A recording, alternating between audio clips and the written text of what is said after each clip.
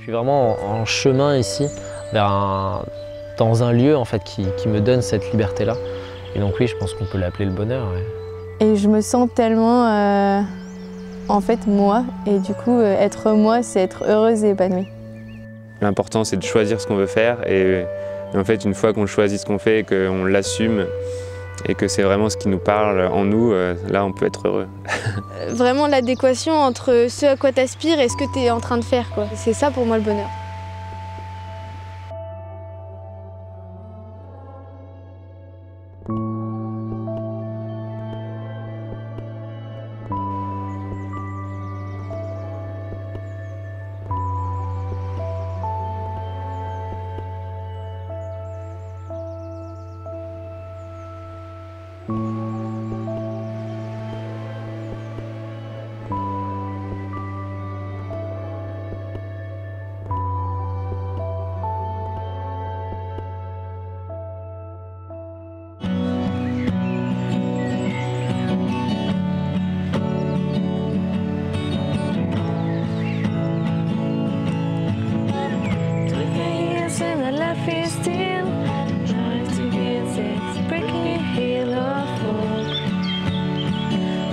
Destination. Relaxes quickly when I knew I should. That the world was made of this brotherhood of man. So whether that means. Je suis née d'une mère professeure et d'un père marin-pêcheur. J'ai pas eu une enfance très facile. Je pense que c'est ça. J'ai pas eu une enfance très facile parce que mon père était alcoolique. Du coup, c'était très dur à la maison. Je pense que j'ai eu une enfance pleine de violence, psychologique surtout. Je suis né d'un père canadien, d'une mère française. Et je suis né en Suède. Où, du coup, après, on a déménagé dans le sud de la France, où j'ai passé 10 ans dans les Cévennes. Puis après, on a remonté en Normandie, où ça fait un peu plus de 10 ans que j'habite là-bas. Et je pense que ouais, c'est le début de ma vie qui m'a marquée, mais je sais même pas si c'est le début de ma vie. Je pense que je vivais pas encore à l'époque, je survivais. Ouais, je survivais. Du coup, mes parents faisaient vraiment beaucoup de courses d'orientation. Moi, donc on faisait pas mal de sorties nature, des balades en forêt. Donc il y a eu, dès le début, en fait, j'ai été quand même assez... Dans les Cévennes aussi, il y a quand même c'est un grand parc national, donc on faisait énormément de balades, il y avait un contact vraiment très proche avec la nature. Et mes parents ont divorcé quand j'avais l'âge de 13-14 ans. J'ai très peu de souvenirs de mon enfance, du coup c'est assez vague. Et mon père est décédé quand j'avais l'âge de 17 ans, ouais, quelque chose comme ça. Et je pense que c'est à partir de ce moment-là où j'ai commencé finalement à vivre.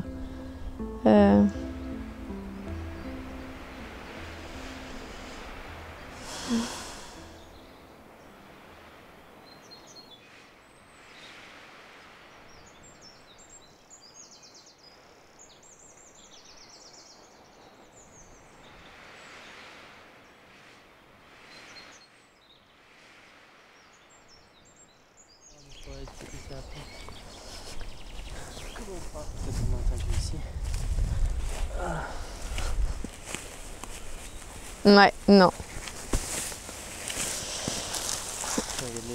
Ouais, t'es un gars de la ville.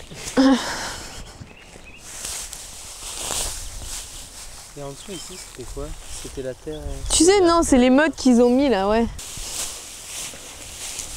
Il pue un peu, hein.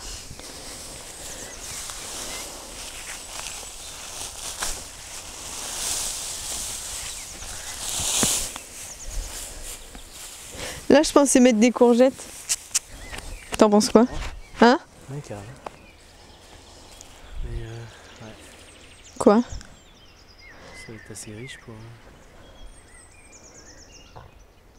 Bon, poussons quand même. Bah oui, au pire, quand les chevaux sont là, on peut récupérer un peu de crottin et on en met au pied.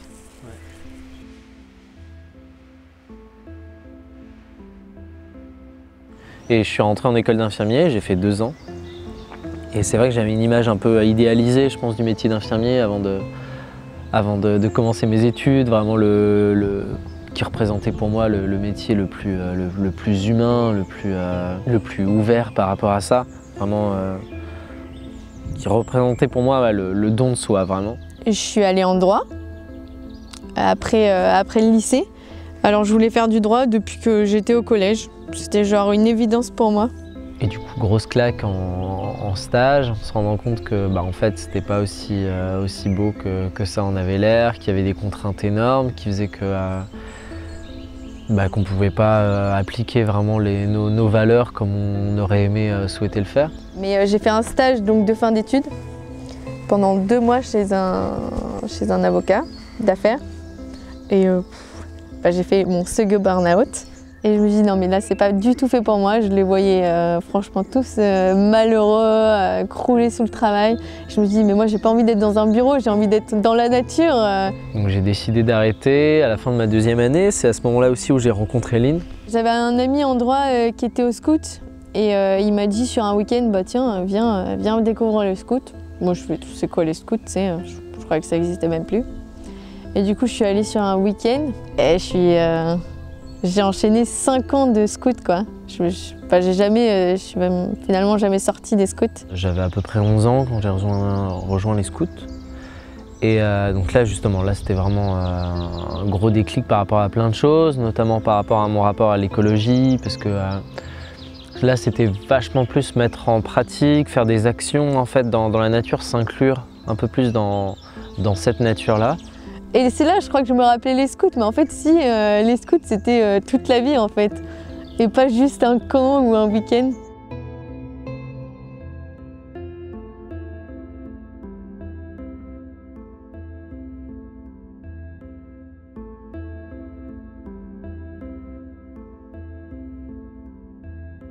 Et le projet mûrissait dans nos têtes, et à un moment on est rentré, on s'est dit bon, on va pas voyager plus longtemps, là on a envie de rentrer, on a envie de s'attaquer à ce projet-là, on a envie de le concrétiser. On a commencé juste, Lynn et moi en fait, on faisait partie du projet.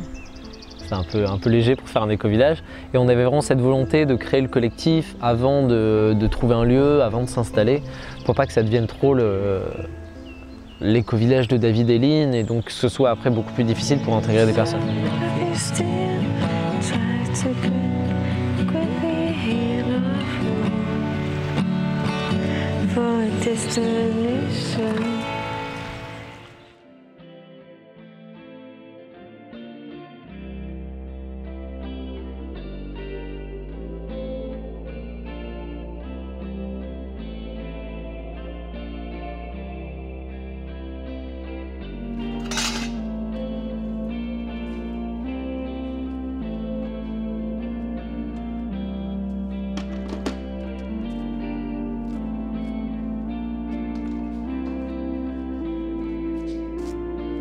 Moi c'est Pierre-Élie, j'ai 26 ans, je suis originaire de Charente, donc au nord de Bordeaux on va dire. Et actuellement je travaille dans une association à Carhaix en centre-Bretagne qui a pour objet de détourner des objets du circuit des déchets et de leur redonner une vie en les vendant dans nos magasins qu'on a à Carhaix et Rostrenain.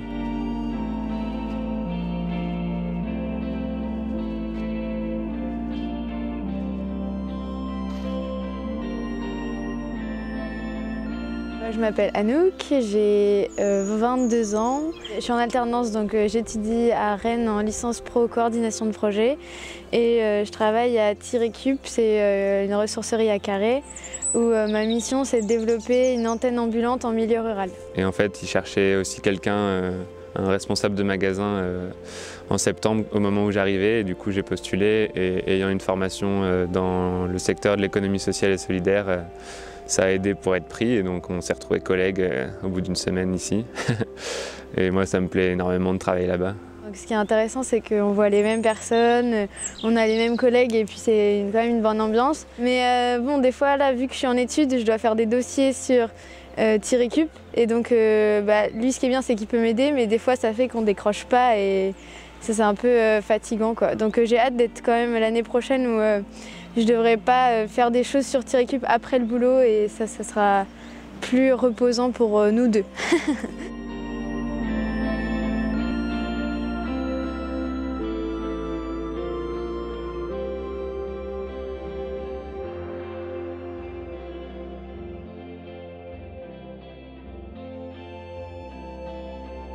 Avec Anouk, depuis septembre, on s'est installé quand même à la campagne. On a décidé aussi de vivre sans voiture et de se débrouiller autrement. Donc il y a le bus de temps en temps quand on s'adapte aux horaires du bus et après le covoiturage et le stop qui sont des bons moyens de transport aussi.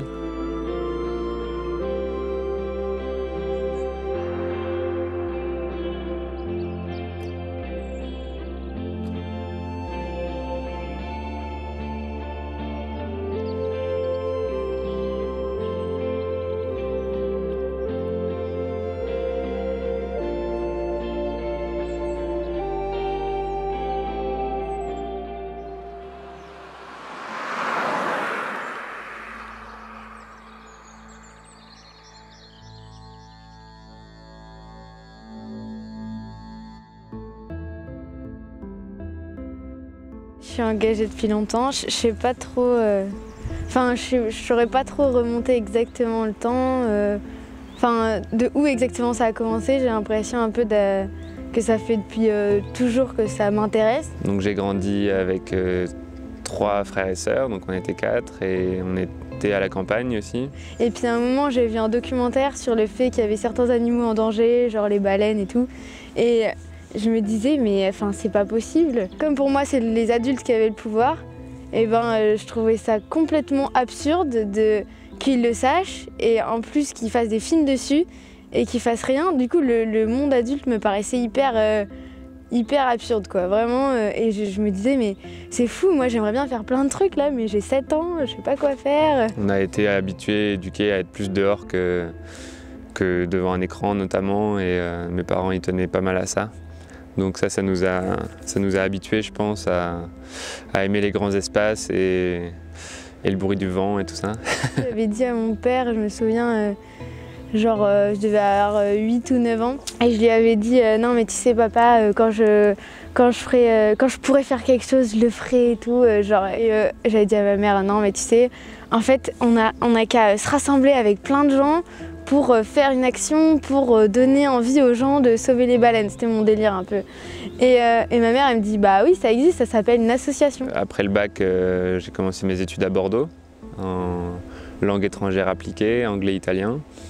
Et après, je suis rentré à Sciences Po Bordeaux dans la filière franco-italienne. J'ai découvert les Juniors Associations, une asso qui permet aux jeunes de moins de 18 ans de créer des assos, d'avoir un compte en banque et une assurance. Du coup, on en a créé une, on était genre 3-4. Et c'est à partir plutôt de Sciences Po que j'ai commencé à m'engager dans les assos, l'association écolo de Sciences Po.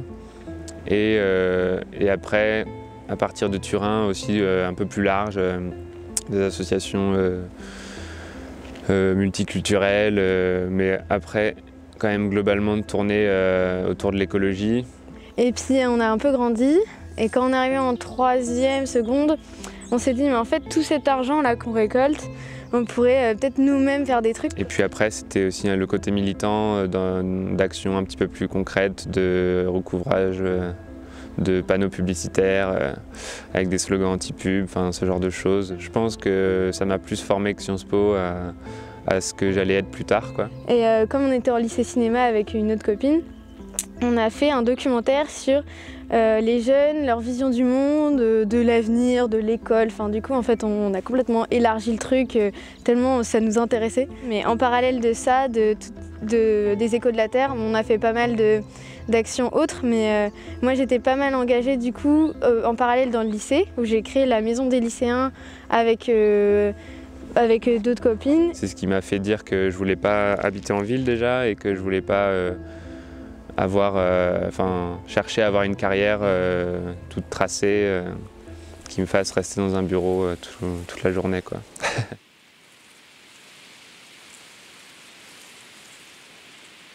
C'est pas du tout dans les chantiers prioritaires, mais c'est rigolo de découvrir un petit peu ce qu'il y avait dessous, sous la végétation, et de commencer un petit peu à imaginer ce que ça pourrait être après, quoi. Ce qu'on aimerait bien. Enfin, c'est sûr que c'est dans mes rêves d'avoir un four à pain où je puisse faire mon pain et des pizzas et tout ce qu'on veut. Donc c'est un début, quoi. Après, c'est aussi... la poule elle a pris. Ça sert aussi pour se défouler, quoi. C'est pas très difficile Et ça va vite. Sauf quand on a des poules dans les pattes, bien sûr. C'est des poules domestiques, plus que domestiques. T'as vu, ça va vite, hein?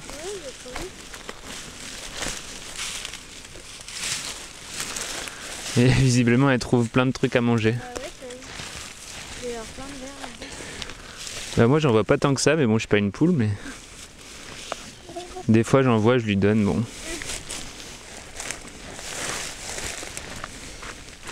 Après, je sais pas dans quelle mesure j'enlève des joints ou de la terre des fois. Mais je pense qu'il faudra refaire une sorte de construction. Comme ça, quand on fera visiter le lieu, on dira plus ça c'était le four à pain avant, on montrera ça va être le four à pain après.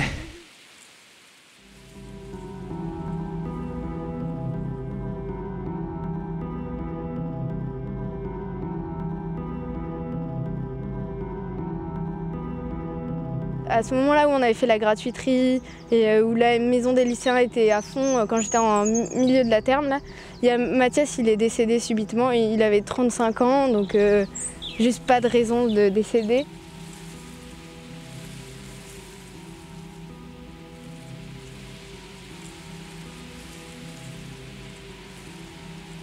À la fois c'était horrible qu'il meure, en même temps, mais je me suis dit après coup, ce mec, il faut que je le remercie pour tout son vivant et sa mort, quoi. C'est fou. Il m'avait beaucoup donné, mais je lui avais jamais dit. J'y avais pas pensé, alors que je le pensais. Et donc c'était genre, oh, mais je lui ai jamais dit à quel point il m'a transformée. Horrible. Donc bon, maintenant je le fais tout le temps. Genre, dire aux gens qui nous ont changés qu'on les aime, qu'on les remercie, ça c'est la base maintenant.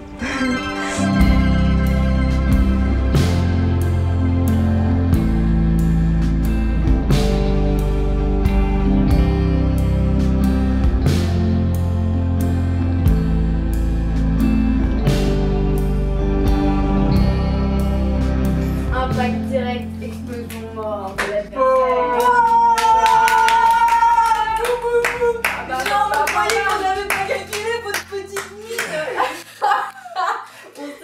Allez se prendre un dégât. Mais un c'est mieux que deux. Et genre ils étaient trop contents. Non mais fallait aller sous le... On aurait pu utiliser notre silence juste avant quand on avait un silence de près. Mais oui, vous Et avez pas fait ça. parce que là, Vous avez pas fait ça. même si vous aviez lancé on une avait un plan torpille pour et qu'on défoncer. avait un dégât, c'était la merde. Alors vous saviez à peu près où on était. Même Si si. vous lanciez une torpille, genre un peu au pif, mais vers là où on était et qu'on avait Ah, un on dégât, on était était foutus. mort. Bah, on voulait pas vous faire ça. Ouais. Ah, Bien, comme on a trop bien joué. bien, ouais. Ah là, on était à fond. Hein. On a pris la confiance là. Bah vous avez pris la confiance. Hein. Non mais le silence là c'est chiant. Ah, c'est bien ça. Pierre est lié à nous, qu'on avait entendu parler d'eux pendant notre voyage en Nouvelle-Zélande. Et c'est à partir de ce moment-là qu'on a commencé à papoter, d'éco-village, d'un peu de tout. Et David et moi, on se disait, mais c'est eux, il nous les faut et tout. On s'était dit comme ça, ce serait quand même complètement dingue de faire un éco-village avec eux. Et on les connaissait pas, on les avait jamais rencontrés en vrai, mais il y avait une espèce de très bon feeling avec eux. Quand ils nous en ont parlé la première fois, c'était pour nous c'était c'est chouette, enfin vraiment c'est quelque chose qui nous parle, mais on sait pas du tout nous si ça va être pour maintenant. C'était trop précipité quoi pour nous. Donc on a laissé couler quoi, mais en se disant ah mais ils sont quand même trop ouf. Et puis en fait les choses ont fait qu'on s'est installé en Bretagne et qu'on a donc rencontré David et Lynn en septembre. Et du coup, en les rencontrant, ça a un peu ravivé le feu de notre joie de les avoir avec nous. Du coup là c'était vraiment le coup de foudre amical, ils nous ont présenté un peu une sorte de PDF qu'ils avaient écrit. Et pour eux, ça a été un peu une espèce de révélation. Donc en fait, tout un petit peu ce qu'ils imaginaient, ce qu'ils vivaient comme valeur se retrouvait un peu écrit sur ce PDF, un peu comme si on l'avait écrit pour eux. Finalement, tout est allé très vite. On est revenu en Bretagne pour visiter une maison. On est le 20 octobre 20 octobre 2018. On est sur le lac de Priziac, en face de la propriété qu'on va visiter juste après, qui nous branche énormément. Et là, on va peut-être faire un éco-village et y vivre pour le reste de nos vies. Voilà, c'est tout. Et on s'emballe pas trop. Sans s'emballer. On s'emballe pas trop. Ah, c'est méga excitant, ouais. C'est méga excitant, mais ça fait tellement peur. En vrai, c'est tellement une énorme décision que de prendre ça, parce que là, ça fait quoi? Ça fait une semaine, je l'ai appelé quand? Je l'ai appelé mardi. Ah ouais. Je l'ai appelé mardi, la meuf, le propriétaire.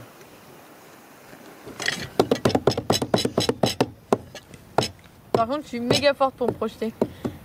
Genre dans un... Et je préfère, tu vois, quand les lieux sont bien... Tu vois qu'il n'y a rien. Et là, tu peux te projeter, mais moi, j'ai une visualisation. Je ferme les yeux, je fais pop, pop, pop, pop, pop, pop, pop, pop, pop. Plutôt que s'il y a déjà des maisons, des bâtiments. Oh, mais même s'il y a tout, en fait, moi, j'arrive à me Ah, visualiser tu partout. Ah ouais, carrément. C'est ouf, ça a l'air trop ouf. Là, c'est l'emballement. Hein. Là, ouais, je suis là. Hein. Wouhou. Très haut. Mais bon, si ça redescend, c'est pas très grave. Mais ça va être cool là, de visiter. En vrai. Parce qu'on a passé la soirée du coup à regarder des plans, à se faire des idées sur comment ça pouvait être. Là, on va sentir l'espace, quoi. Et c'était le début du village du Bel-Air. Le fameux.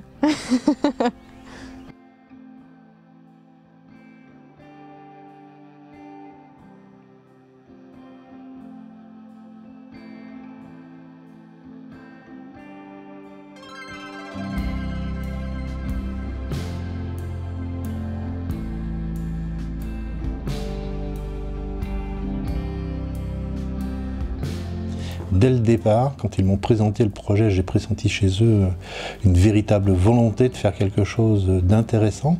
Et puis, c'est surtout de voir la façon dont ils étaient convaincus de ce qu'ils voulaient faire. Je me suis dit, c'est déjà 80% de la réussite, quoi, parce qu'ils ont vraiment un projet, je ne vais pas dire clé en main, mais prêt.